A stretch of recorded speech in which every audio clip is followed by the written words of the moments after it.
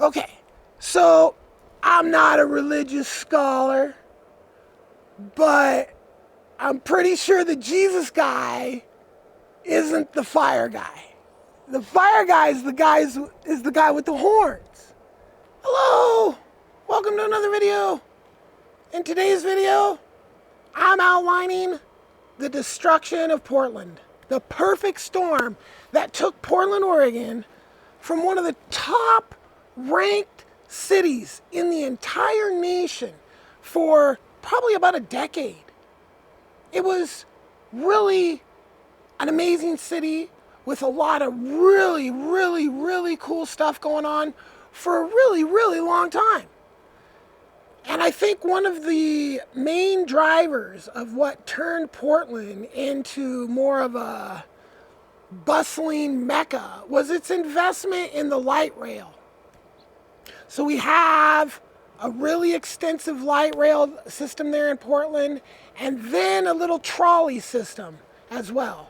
Portland had a big history of trolleys and public transport before the automakers destroyed the trolleys across the United States. You can look that up for yourself.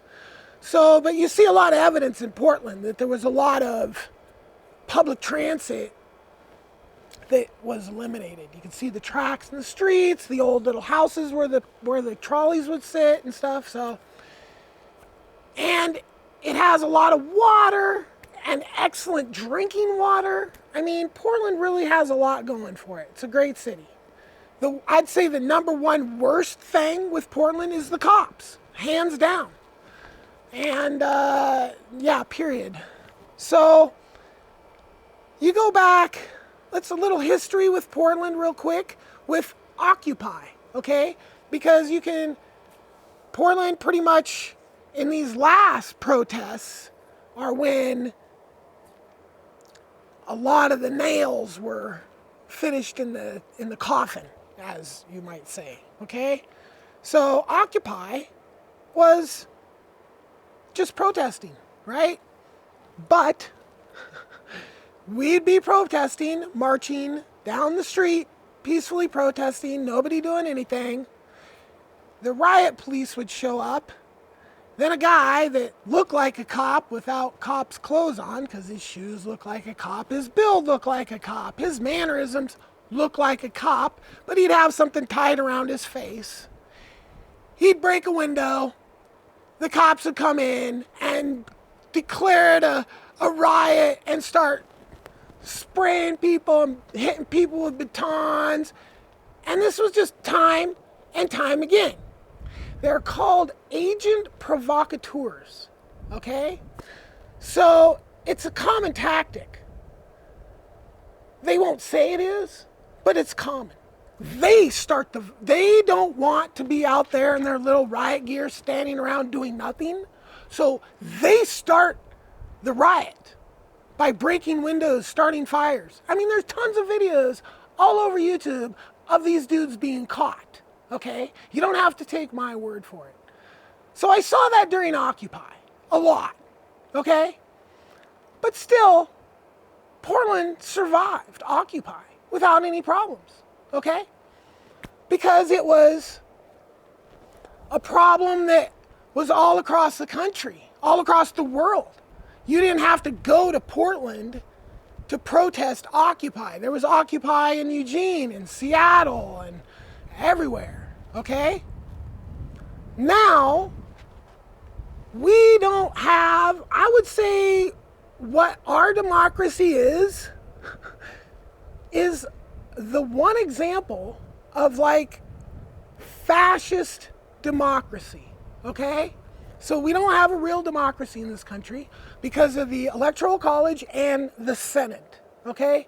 So for senators to be 2 per state is not democratic because a state could have 300,000 people in it or it could have 30 million people in it, and they both get 2 senators. So the person in the state with 300,000, like those 300,000 people's opinions, which typically when you get into low population areas, you get one side of the political spectrum opinion. And then with the Electoral College, this is just complete garbage, non-democratic institution, okay?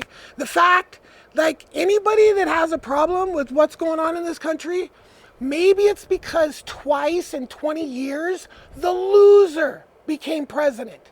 Yeah, we elect the loser with the Electoral College. So you lose, but you manipulate, your numbers were here and there, and so you get to win. It's a garbage system.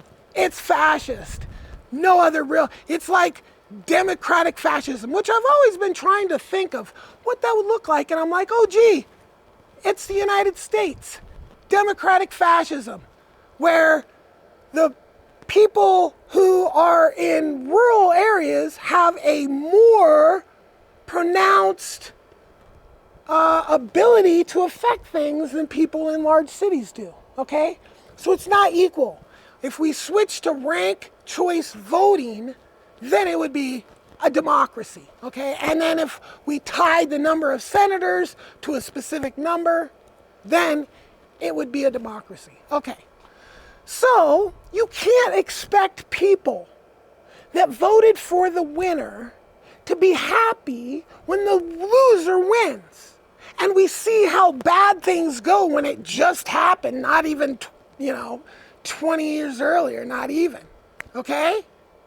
So this is what happened in 2016. We got another loser, okay?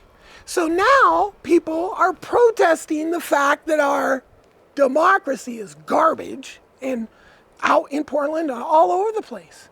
But what was different this time is we had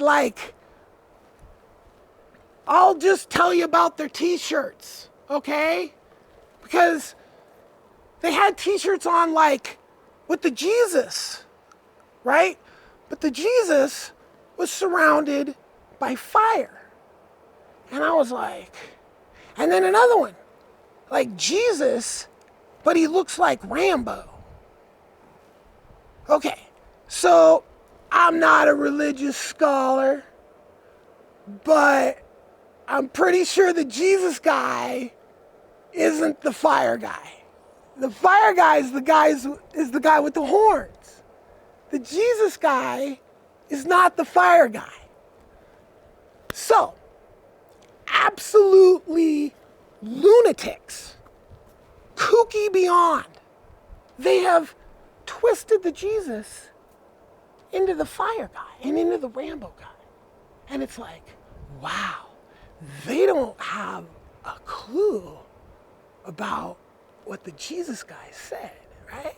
They're ignoring what he said, and they've just got some kind of weird, sick thing going on in their head now. And they were all over the place. So now, there's people protesting the fact that we got a loser for a president, but then there's people that are happy about that, okay? And the cops side with them. And it wasn't like anybody was attacking them. Far from there's just people were just blah, blah, you know what I'm saying?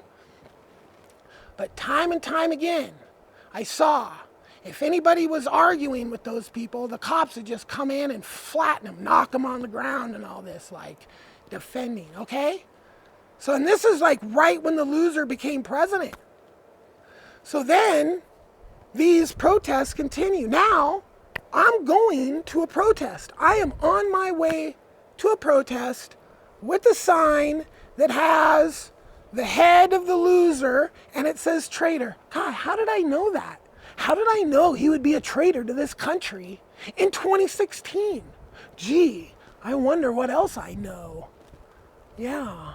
So, traitor sign, walking down the sidewalk, not even to the protest, get jumped by fascist cops. Just jump me, okay? Throw me in jail for walking down the sidewalk with a sign that they didn't like, all right? So, now what's going on is, number one, I get out of Portland. I'm like, I'm not paying these dingleberries a bunch of tax money to be harassed by their fascist pigs. you know? I'm going to move out of the city. So, but what happens is these fascist gangs like the Proud Boys, the Oath Keepers, and the Patriot Prayer, they come from all over literally the country to start shit in Portland, to harass Portland, okay? So now you have a completely different dynamic than you did in Occupy, because Occupy was just people marching down the street and then getting messed with cops. Now you have literally fascists showing up to one of the nicest cities in the world to just trash it. And then you have people standing up to that. And then you have the cops that are on the side of the people that come to Portland to trash it. Okay? And now, once the word's out that there's fascists just showing up to Portland, then everyone that doesn't like fascists, okay, now everyone who doesn't like fascists, okay, as you can see, this is the political spectrum here, right? We have right, left, dictator, liberty. People don't like to talk about the up and the down too much. They love to talk about the left and the right, but not the up and the down, okay? So here we have fascism. Now fascism's just right here. So you could be anywhere else on here, which is how you fall, is by your beliefs on real issues, okay? So anybody here could be a anti-fascism. Anybody. You could be up here and be anti-fascist. Let me give you an example of a GOP anti-fascist. That's the Lincoln Project, okay? So you can literally be an anti-fascist and still be a right-winger. You just can't be a fascist and be an anti-fascist. Okay, so now the word's out, right? That there's fascists. They're coming to Portland to start shit. Then there's anti-fascists that are like, F that. That's a great city. Stop, you violent scumbags, okay? But then you have the criminals that don't give a care about anything. What they're taking advantage of is the simple fact that Portland's police are now dealing with political unrest, right? And that is what really triggers the huge decline in Portland, okay? And this is before the drugs were legalized in 2020. Okay, so everybody saying it was the drugs being legalized is living in a fantasy land, okay? So now we literally have people in open combat in the streets of Portland from around the country, okay? Showing up to Portland, quite specifically Portland. And this is before the whole entire the I can't breathe guy, that the really everything then just jumped off, okay? So it was already crazy in Portland before and everybody that's ever protested has seen the same thing I've seen. They see the cop show up, then the cop looking guy that goes and breaks a window, and then the cops come and fucking do this shit. Everybody knows that's the fucking cops' fucking game. It's not a secret. The cops are just so stupid they think they're clever. It's called Dunning-Kruger effect, okay? So all this shit was just torture in Portland already, and then that shit jumped off, and then that was like game over pretty much. It was game over before the drugs were legalized, okay? And now drugs need to be legalized across the entire world, okay? We can't solve problems in little areas of the world and expect that to be a problem solver, because what happens when you solve the problem, like the drug war being a tool of the racists to go after liberals and blacks, okay? We know this for a fact. Okay, so, oh, there's the drug problem. Yeah, it's because racists wrote the drug laws. Period. Oregon, smart enough to understand this, says, we're sick of this drug war BS, right? But really, you're not even in it because the cops can still go after the dealers, thus driving the cost of the drugs up, thus making it unaffordable so people are stealing and doing all this. Put the drugs in the pharmacies. Give them away for free. End gangs financing. End criminal financing. It's that simple, okay?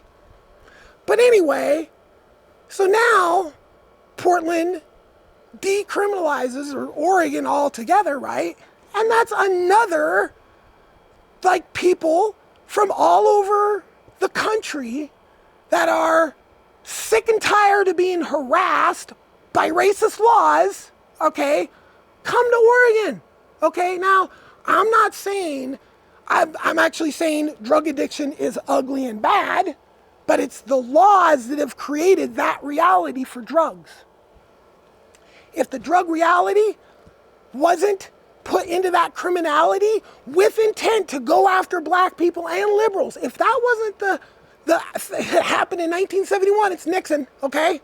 If that didn't happen, then the drug scene wouldn't be a criminal-ridden, junkie-ridden, heroin overdosing, nasty situation that it is now. It's the laws written by the racists with racist intent. They love the way things are going. They love to see people strung out on the streets. They love to see the cops constantly militarized more and more and more to deal with problems that they created with bad law writing. Okay? So this is why Portland is in a tough position right now, is because of fascism. Fascism, and there's people, little fascist communities all over outside of Oregon, inside of Oregon, little fascist communities, right? That ship their people that they don't have an intellect high enough to deal with to Portland. Okay, to Oregon, from other states. Yo, we're going to throw you in jail right now unless you go to Oregon. That's happening all over the country, okay? Just to prove that, oh, you can't legalize drugs and no, the same thing happened in Portugal, okay? It's called growing pains. And it's gonna be painful. But until the entire world pulls its head out of its ass and rejects racist laws as the way to govern drug policy, we're gonna have these nightmares, okay? And Portland's just the worst example. But I'm saying right now, it wasn't what did it in, okay? Now, it's what's making it more difficult because of the influx of people. Not because of the decriminalization of drugs, it's the influx of people. That's the problem. Let's get it straight. Let's not twist it, okay? It's the influx of people that don't have resources, that don't have homes. That's the issue, okay? Now, it's the rest of the world, or the rest of the country's BS that Oregon is dealing with right now.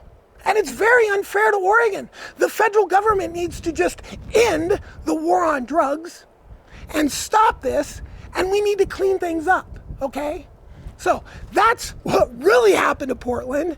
Don't let these, savvy sav convince you. All these right-wingers that show up to Portland, walk down the street, oh, look, there's a person doing drugs right there. Blah, blah, blah. Yeah, go to Philly.